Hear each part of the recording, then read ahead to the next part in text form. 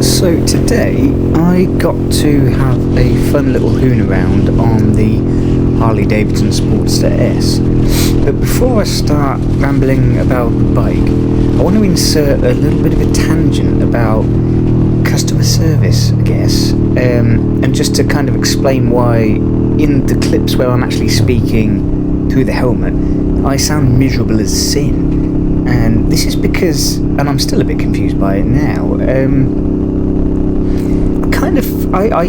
this particular dealership, I really like it, I like visiting there, and I hopefully won't stop liking this dealership. But, you know when you get the feeling someone's just having a really bad day, and that kind of drip feeds into your interactions. So I'm trying to be fully aware, fully empathetic, and from their point of view, I'm probably just a massive time waster. You know, test riders, you know, are they ever going to buy anything? But, you know, I did what the company wants. You know, Harley Davidson put out an ad and try your test ride here. So I thought, okay, yeah, gave it my details. Missed the call back. There was no voicemail or anything. I didn't even realise it was them. It was just a vague number. And then I called it back this morning, actually. And again, I'm probably being a bit of a B word. I'm definitely overthinking it. But the person on the other end of the phone really felt the need to sort of tell me off that, you know, they'd tried calling me. You know, it's about time that I'd got back. And I said, oh, okay, yeah. Anyway. Sorry if I'm being really short notice, but the only day off I have is actually today. Is that okay? And like, yeah, okay, yeah. So we'll get that sorted. Got to the place, and again, I remember this gentleman from quite a few years ago as well. And I don't know if he's unwell or the head office is beating them with coat hangers. I don't know what's going on, but he was so down in the dumps. He was already on the phone, someone else sort of saying, you know, the key phrases like, yes, I understand that, but... so, you know, and then I was just going to go in there wagging my willy around, you know, wanting freebies and stuff. So, you know, I'll have a little look around the shop, wait till he was finished, came to him. It was a proper sort of black hole. And anyway, got the keys and everything. There was no banter at all. The reason I say I remember this fellow is because I remember doing a test ride a few years ago as a punk kid, sort of, ooh, may I possibly try this bike? And he was like, yeah, go for it, and tossed me the keys. I had a little hoon around, came back, and he was like, you okay, is everything alright? I was like, yeah. Oh no, go out longer. I was like, oh, okay. So I went out a bit longer, and I came back. He was like, oh, do you want to, and I said, it's like this one, isn't it? He said, yeah, do you want to compare the two? He threw me another set of keys, and I went out, and that's kind of who I was expecting to meet today, but no, it was all quite dark. And so anyway, the point of this ramble is, when I start talking in the video, I kind of feel like I've been sent to the headmaster's office before I hop on the bike. And equally, even in this commentary afterwards, I'm probably going to sound like I'm ragging on the bike. I'm not. Like, spoiler alert, it is extremely lovable. I would like one. I want it as a bike, but I don't know if I want it as my next bike. I don't know if it could be a primary. It's kind of it's a bit of a show bike, and we'll see how that is in a second. Okay, I'm just leaving Uppingham Harley Davidson on the new-ish Sportster S. And we'll see if any poo comes out, because I'm used to fairly powerful bikes, but this is a very different riding position to what I'm used to, so we shall see.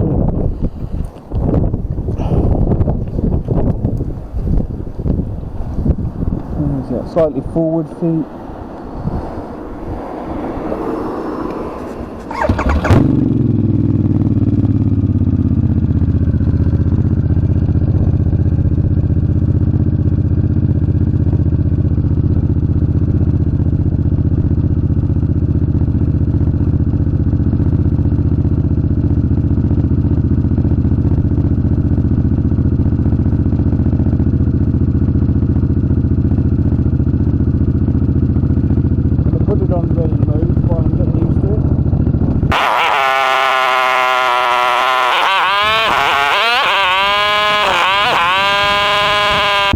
Now the first thing I'd like to talk about is the seating position. So when I first sat on one of these, just stationary, I thought this feels absolutely horrendous.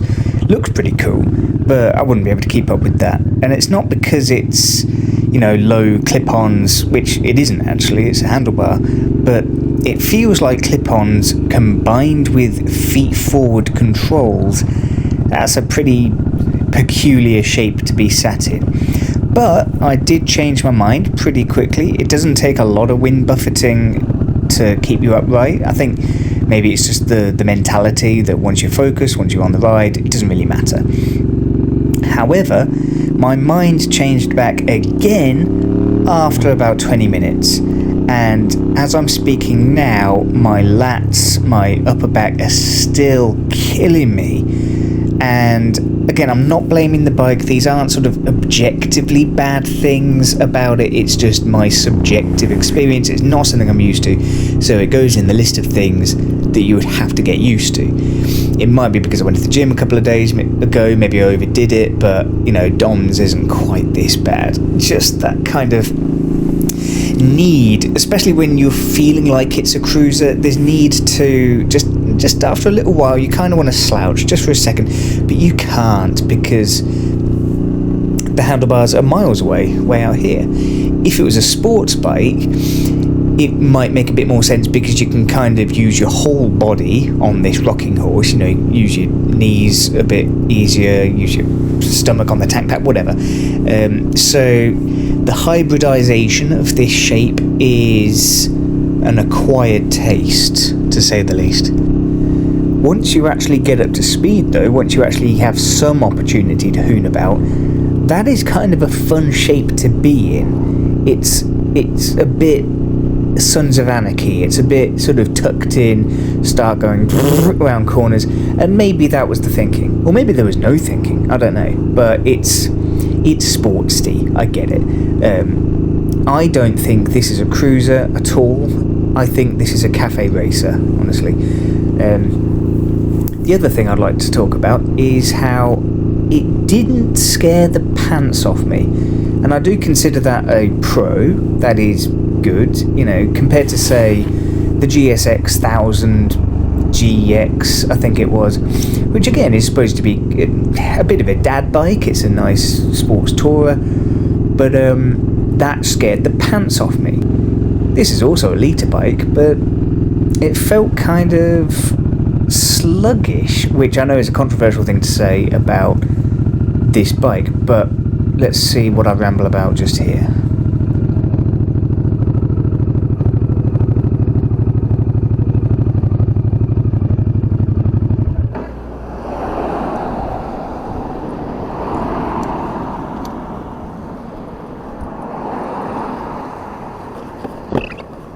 Okay. Well, I've just stopped here to get my bearings for a second. A lot of the things I'll say about it are based on the fact that it's a very new shape to me, and not that there's anything especially bad about the bike or good about the bike. Indicator, took me a while to figure out where that was, which I should have checked before we took off, of course. Rider modes, I've just been through a lot of them. I think I was in rain, and then something, I'm not sure if it means crispy road or gravelly road. It had a road surface on it, but it was like flashing yellow, and I've just now come around to a regular looking road image on the screen.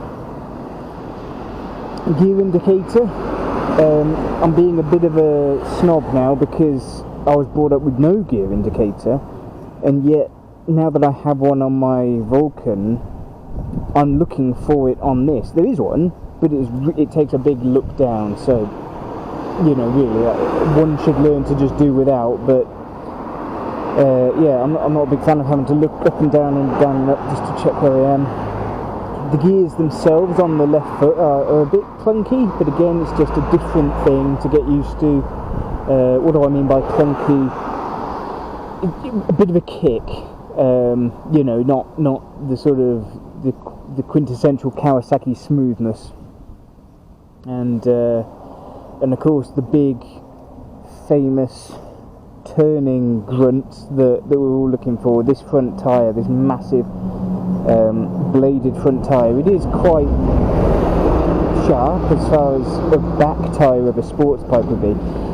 But if I hadn't read about, or if I hadn't heard about what you've got to do with this front tyre, I think I probably would have gone into the trees, because you shouldn't muscle any bike, but this is the closest I've come to feeling like you've got to actually shove the bike where you want it to go. You're pushing through the rubber against the tarmac to turn where you want to turn, even on a very small mid-sized roundabout. So again, just different things to get used to. The riding position isn't as awful as I thought it might be. When I sat on one stationary, I thought, it's almost like clip-ons, but almost like a naked bike, but almost like neither. Once you get going, it makes more sense. You can sort of prop yourself up a bit. However, after about 5 seconds, 5 minutes, I've already changed my mind, because it's killing my mid-back.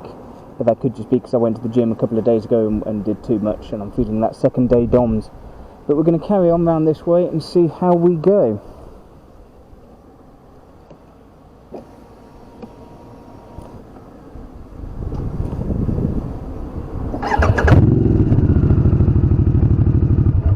Wait, sorry, no, the reason I stopped was because I forgot to put my earplugs in, which you absolutely do need for these Cobra exhausts that someone's plonked on it. That kickstand scares the pants off me, because it slides so low, I feel like I haven't got it down properly. So let's rearrange all this helmet and everything.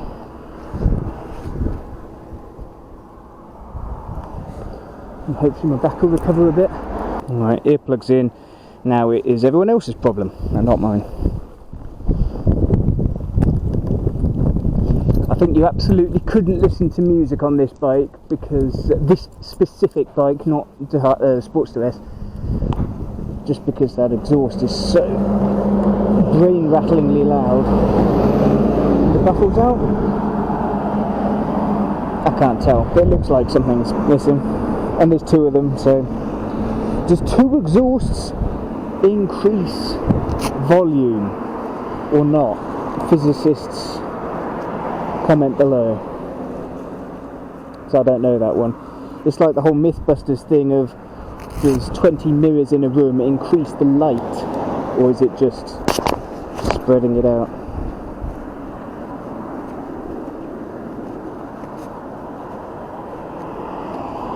Luminosity, lumens, all that. I'm going to stop faffing, because I've got to say it is very nice to hop on it. Oh, that's a bit. Yep. That's surprised me. That's a bit of a Harley stereotype now that I've already found, stuff just wobbling about. I've got to say it is nice to hop on a bike without the pillion backrest, which I do have on my Vulcan, so I don't need to do the splits. I can just sit down, more or less. Let's go.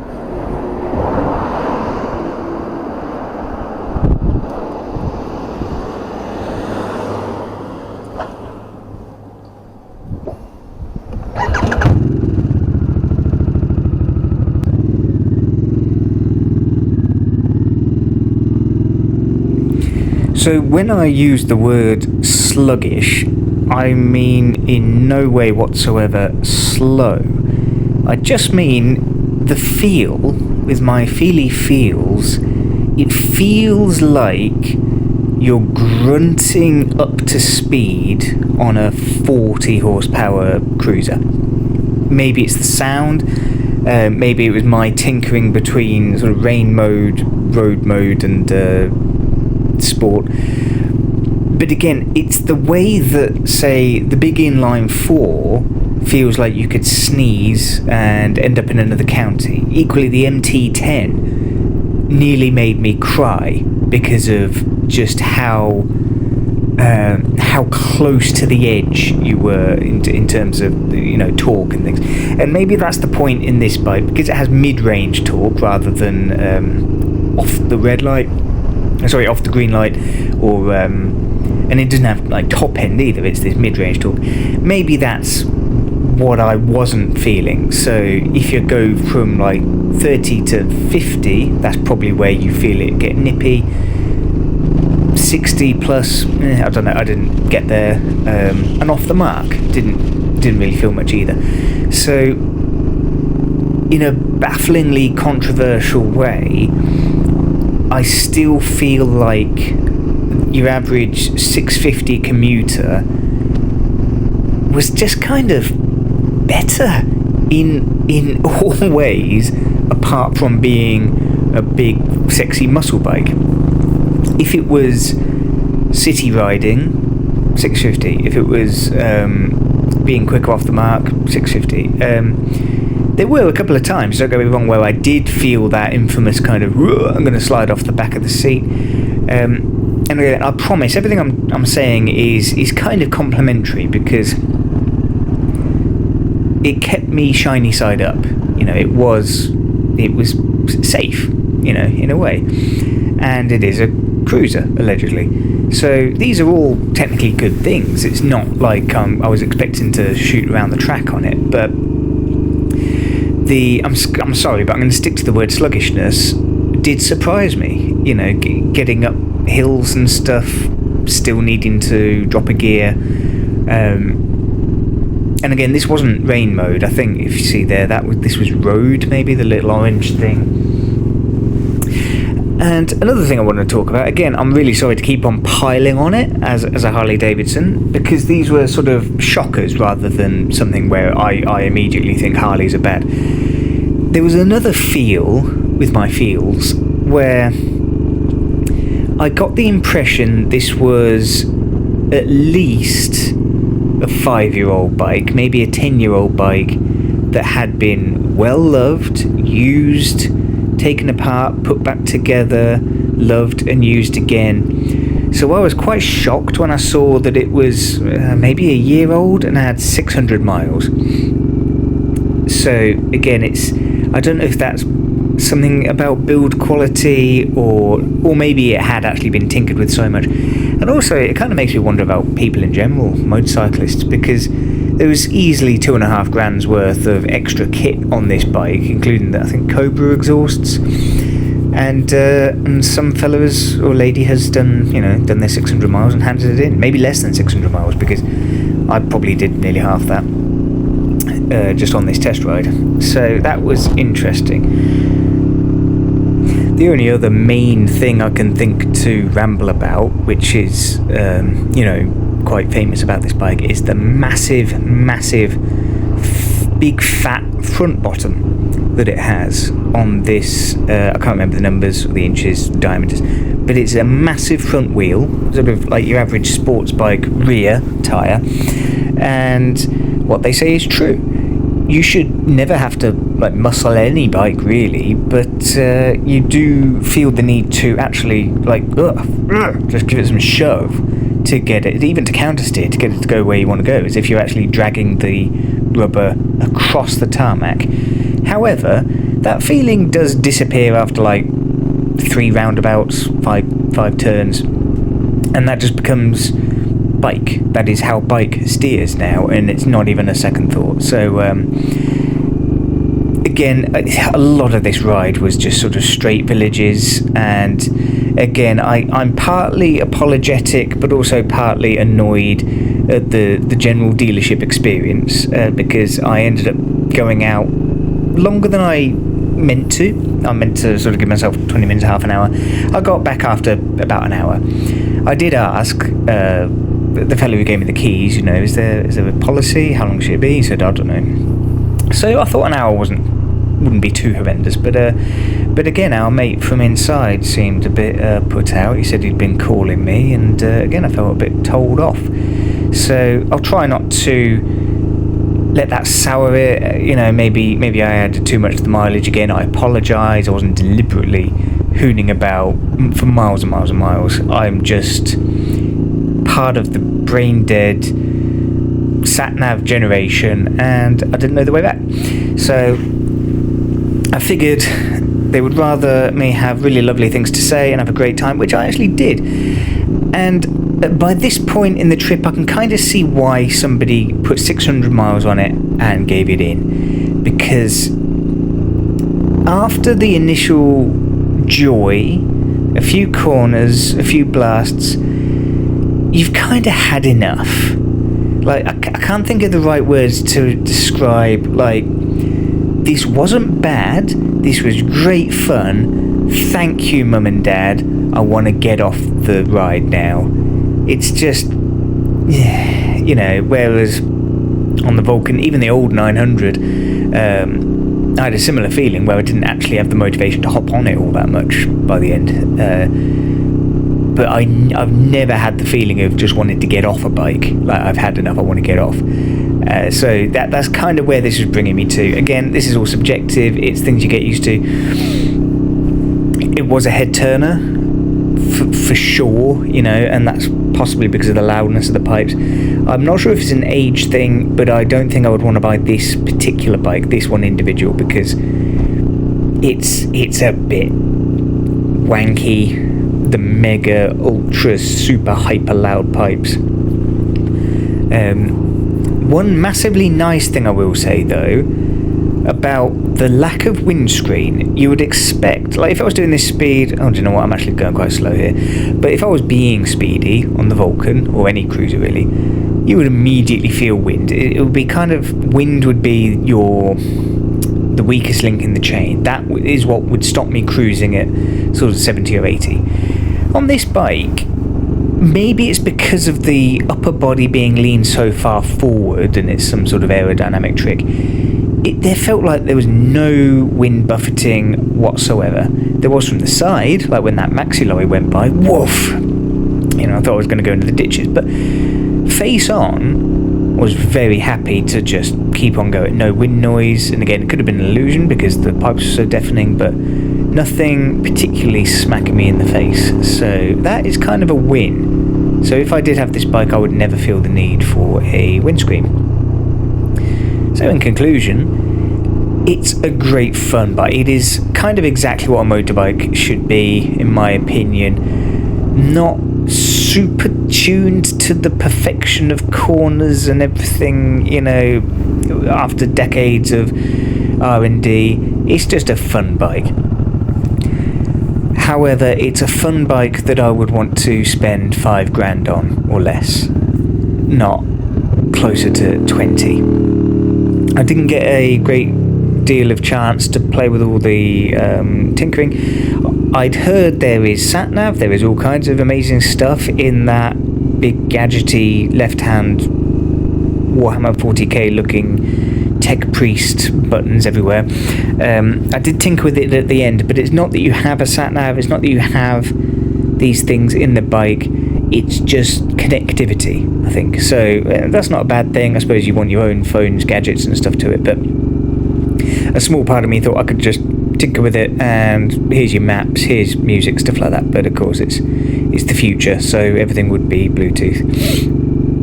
It does have cruise control, which I think I got on for a fraction of a second during that last bit of ride. Anyway, thanks very much for listening.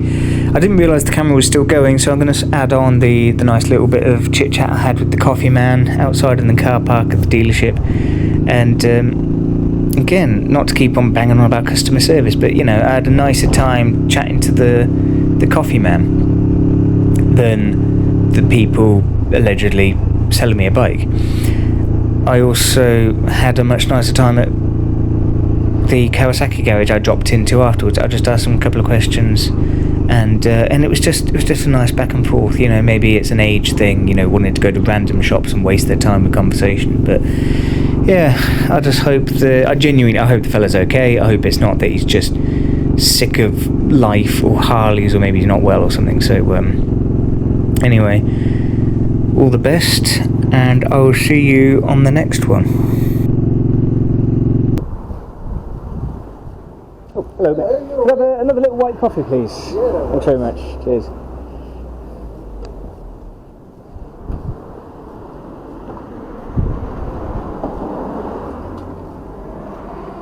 I think I might have upset him indoors, going out for more than an hour. Oh, why? I don't know. Well, yeah, exactly. I don't even know what the policy is, to be honest. But I got lost in some villages and thought, oh, smick, I should probably be getting back. Brilliant. Thanks very much. You're welcome. You have a good ride, mate. Oh, excellent, yeah. I mean, it's probably healthy that I couldn't really open it up. Oh, sorry, that's yours. It was mostly sort of sat behind lorries, but I don't know if you mind that contaminated, but I'll just put it in. But yeah, it didn't actually scare the pants off me, which was shocking. I thought it would be. So it's quite lower than what you've got already. It is, yeah. I don't know what to expect really. It's a different planet, and yet it's the same. To ride? No, that's the weird thing. Because it's feet forward and hands forward, it's not bad, just a different thing to get used to, I guess. Yeah, after like 20 minutes. Nice, but I think it's a show bike, I think. Yeah. And it's definitely, if you get caught in some rain, you're going to get a very wet. Yeah, absolutely, yeah. It'll go right down your neck. Yeah. But I mean, even mine has got the infamously Lego brick seat. It's not nice, but you can at least kind of slouch on it. I think on the Sportster you want to slouch eventually, and no, I can't because there's the handles. That's it. But yeah, it's definitely a thing to think about after winter, anyway. Yeah. If it's blisteringly nice and hot out and there's nothing bothering you, that would be the perfect thing. I think that Sportster. But yeah, we'll see. Enjoy. We'll do.